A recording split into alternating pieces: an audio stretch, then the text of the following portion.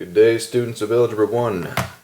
Today we're going to talk about equations that have no solution or infinitely many solutions. So far, the equations we've talked about have only had one solution. We'll solve and we'll get x equals some number. So in this case, if we solved, of course you're going to get x equals 2 as your solution. Because when you substitute in 2 for x, you get a true statement. However, what if I had something like this? Can you think of any number we could ever plug in for x that will ever make a true statement? Right?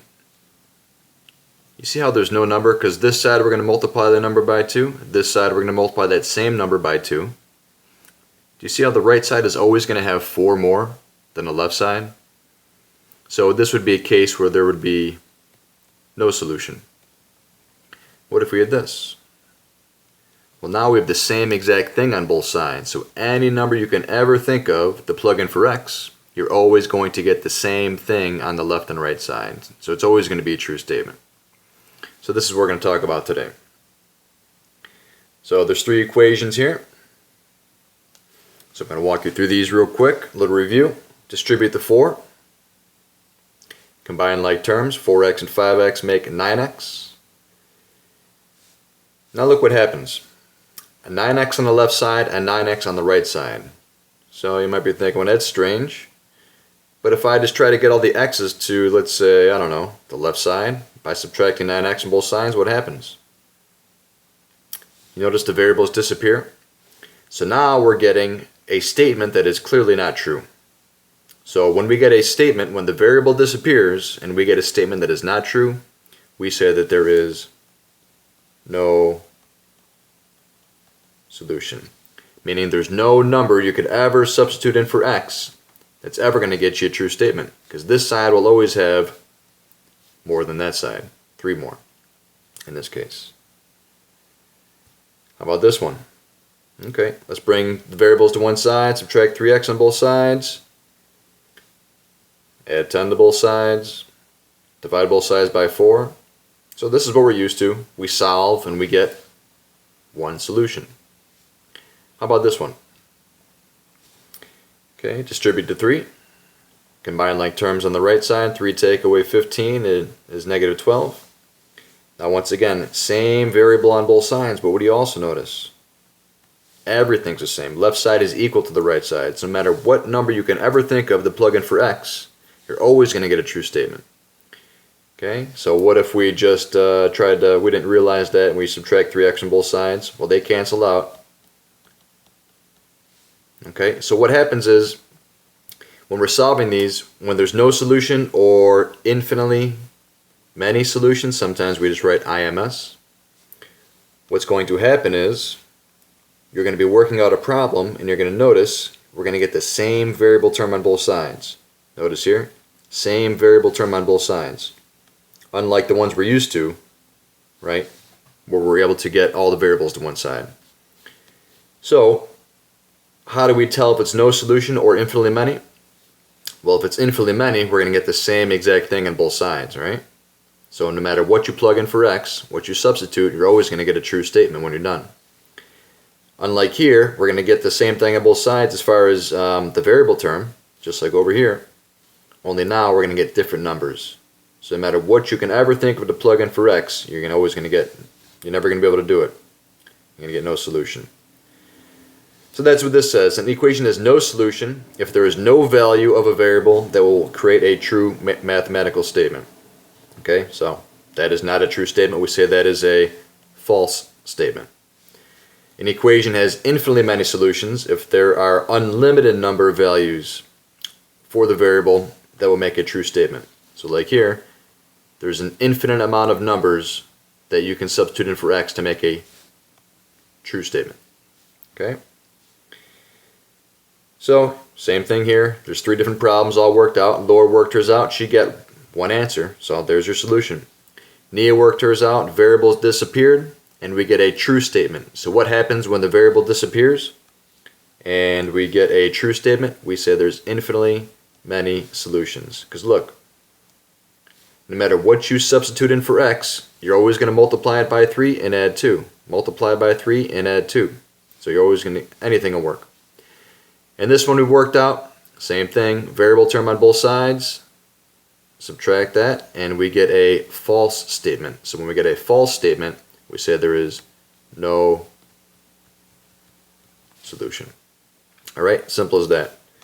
So whenever you're working these problems out and you notice the same variable term on both sides, what you say to yourself is, well, is it identical on the left and right side? If it is, well then infinitely many solutions.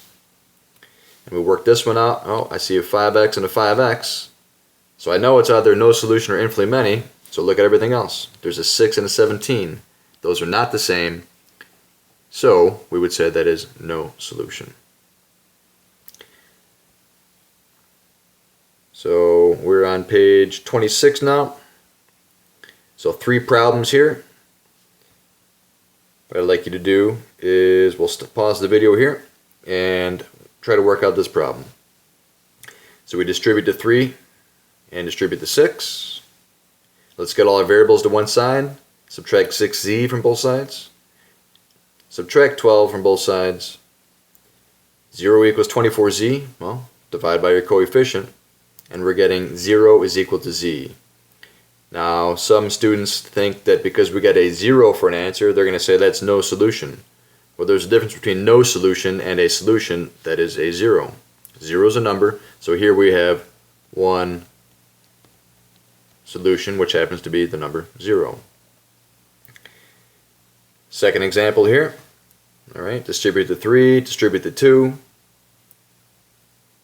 Combine like terms. What do you notice? Same exact thing on both sides. Okay, there's your variable term. So right away I see that and I think, okay, well this is no solution or infinitely many. And then I look at the other numbers.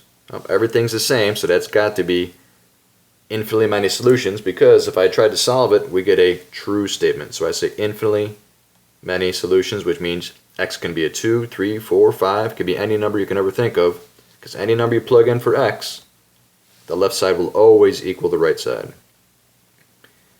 And let's look at this one. So combine like terms on the left, distributed -2. Combine like terms on the right side. And what do you notice? Same variable term on both sides, so it's either infinitely many or no solution. And I look at the other numbers. So if I added 2b to both sides, notice those b terms are going to cancel out, and what's left over?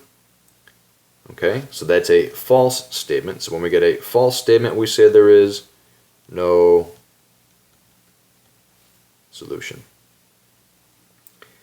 So quickly looking at these, which one has no solution, infinitely many? Okay, well I look at this and I say, oh, same variable term on both sides. But you notice this side has a 5 and this side doesn't have anything. So that would be no solution. Now I look over here, same variable term on both sides, and everything else is exactly the same, so no matter what you can ever think of to plug in for r, you're always going to get the same thing on the left and the right side, so I would say there's infinitely many solutions. Any number you can think of, you can try it out right now, substitute in for r, the left side will always equal the right side, which means there's infinitely many solutions. Explain why this has no solution. Well, there's no number you can ever think of that you can ever plug in for x that's ever going to get you the same on the left and right side, right? Because we take that same number on both sides, so whatever you can think of, plug in that number, but here we're going to add 3, here we're going to add 2. So you see how the left side is always going to have one more than the right side? So therefore we have no solution. For what value of a does the equation have infinitely many solutions? Well, if it's infinitely many solutions, that means the left and the right side are identical. So what would a have to be? What mystery number can you plug in there to have infinitely many solutions? Well, of course, the variable term needs to be the same on both sides. So in this case, that a would have to be a 3.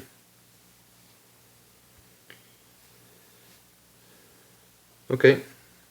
So let's take a minute, create an equation. So you come up with an equation, one that has one solution. Okay, well, let's take a second, work on all these. One solution, no solution, infinitely many, or a solution of 0. So one solution, well, just like make it really simple. 3x equals 6. If I solved, x would be 2. Right? So there's one solution. Use a similar equation to have no solution. Remember, no solution, you have to have the same thing on both sides, right? As far as the variable term, but everything else needs to be different. So there's no number you can ever plug in for x to make that a true statement. So if I subtracted 3x from both sides, I'd get 0 is equal to 6. That's false. That would be no solution. That's abbreviated for solution. How about infinitely many?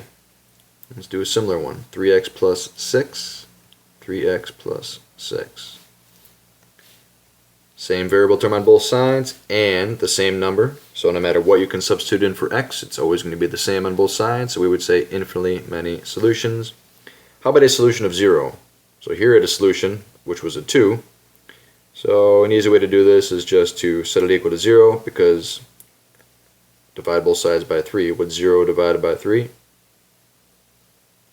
So that one has a solution of 0. Okay, so that's the lesson. So very simply, when you work out the problem and the variable disappears and you get a false statement, because that's false, we say no solution. When you work out a problem and the variable disappears and we get a true statement, we say infinitely many solutions. Okay, and I'm sure I will now assign you some work to do. Have a great day.